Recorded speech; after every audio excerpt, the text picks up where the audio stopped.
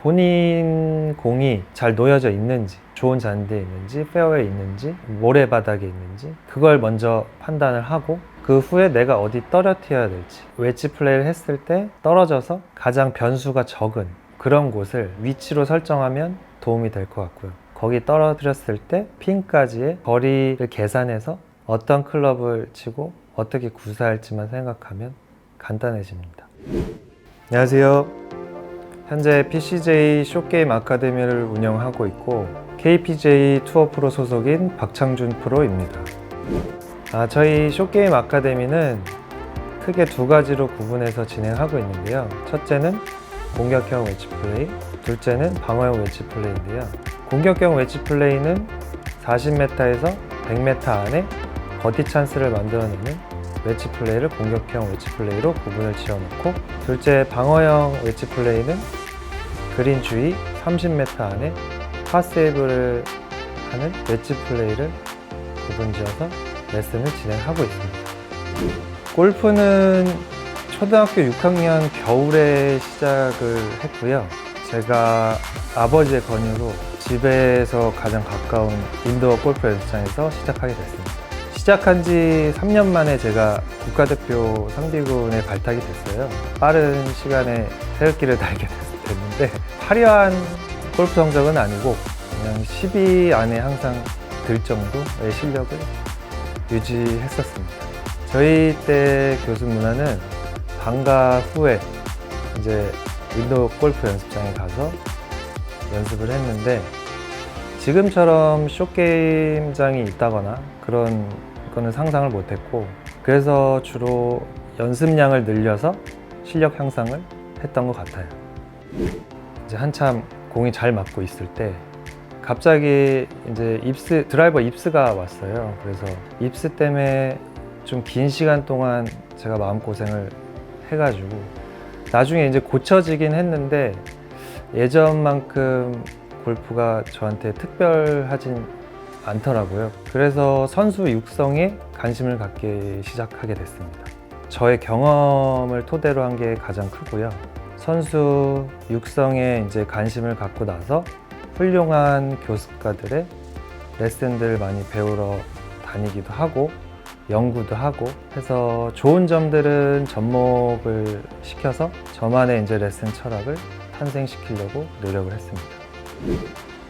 숏게임은 뭐 롱게임부터 퍼터까지 다 이제 중간 역할을 하기 때문에 연관성이 있어서 제가 가장 중요한 부분을 차지한다고 생각합니다. 숏게임에서 기술적인 부분은 제가 크게 세 가지를 나눠서 레슨을 진행하고 있는데요.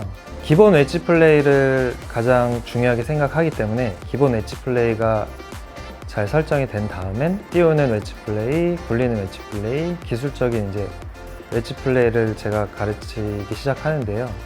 그 세 가지가 이제 어느 정도 진행이 잘 되면 그 다음은 그린 주위 판단력을 통해서 레슨을 진행하고 있습니다.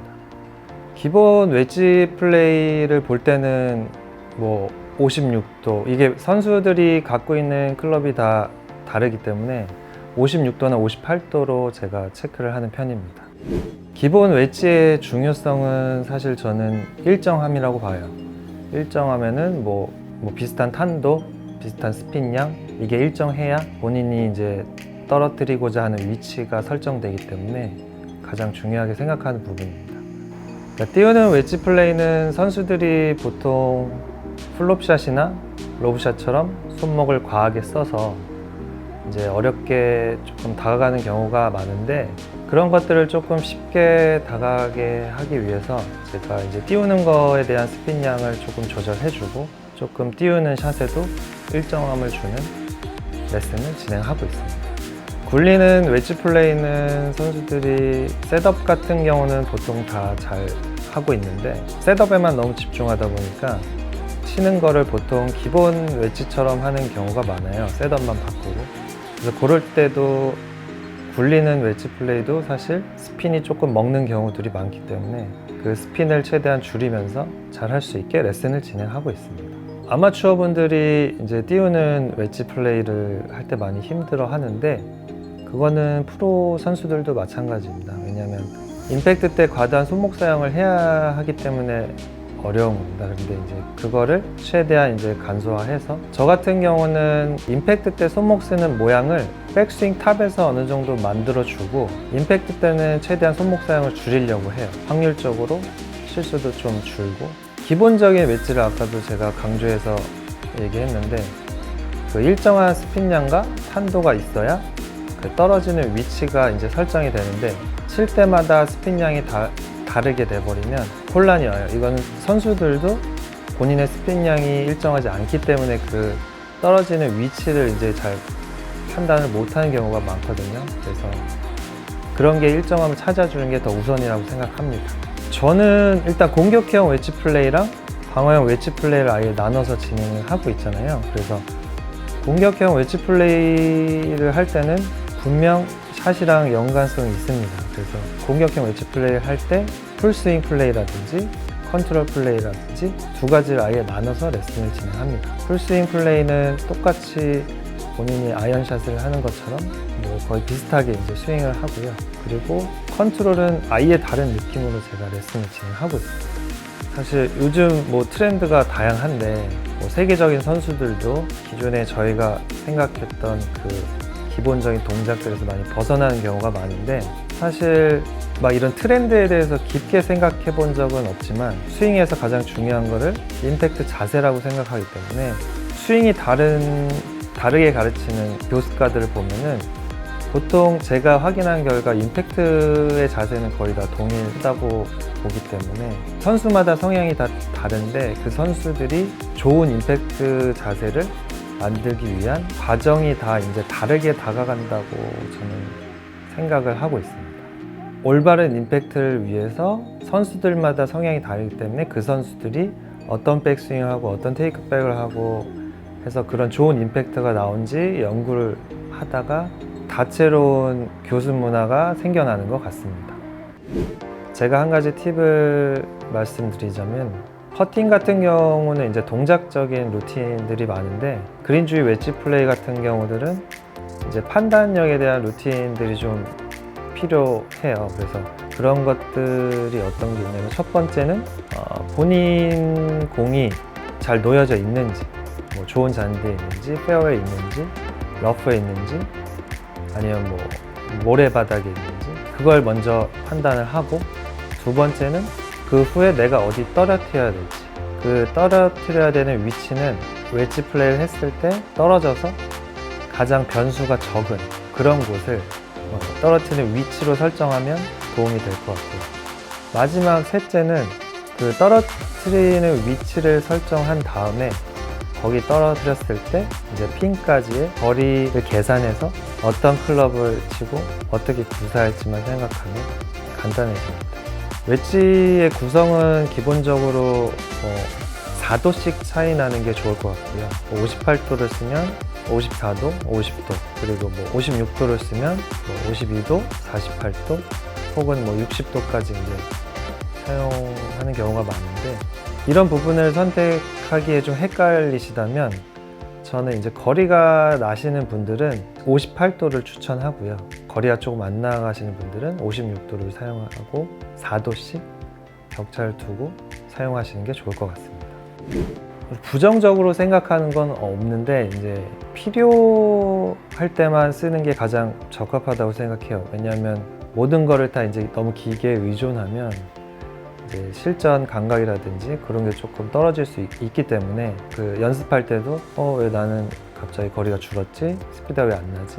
하면서 이제 조금 스윙적인 부분도 망가지는 선수들을 좀 봤기 때문에 너무 기계에 연연하지 않았으면 좋겠고 그렇다고 해서 뭐 기계를 너무 사용하지 않고 그냥 너무 감각적으로 가도 그거는 잘못됐다고 생각하기 때문에 서로 그때 이제 필요할 때 잘 사용하면 좋은 수단이라고 생각합니다.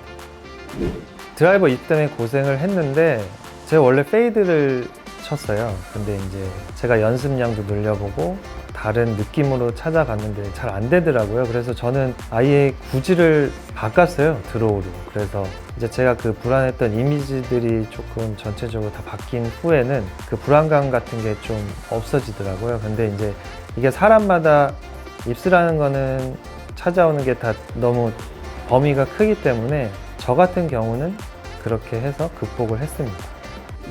가장 기억에 남는 선수는 박민지 프로고요.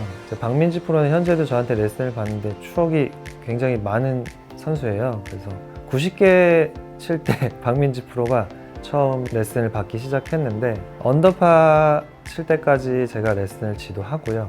중간에 제가 이 교습가를 잠시 내려놓는 기간이 있었어요. 그래서 그 기간이 좀 지난 후에 다시 제가 이제 조금 숏게임 쪽으로 아카데미를 이렇게 형성을 할 때 제일 먼저 찾아온 선수고요. 네, 매년 박민지 선수가 1회씩 우승을 하고 있는데요. 올해는 우승 횟수를 조금 더 늘렸으면 하는 바람이고요. 박민지 프로가 우승했을 때 가장 뿌듯했습니다.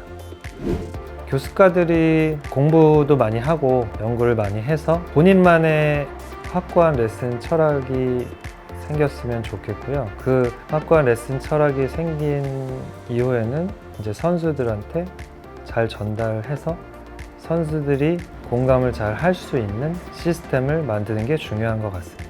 잘 치는 선수들이 누구한테 배우나를 좀 많이 궁금해해서 그 잘 치는 선수들을 가르치는 교습가를 좀 따라가서 배웠던 기억이 있는데 그런 거 말고 이제 본인이 제일 부족한 거를 잘 파악을 하고 본인이 필요한 부분을 가장 잘 보완해 줄 수 있는 교습가를 찾아가는 게 현명하다고 생각합니다.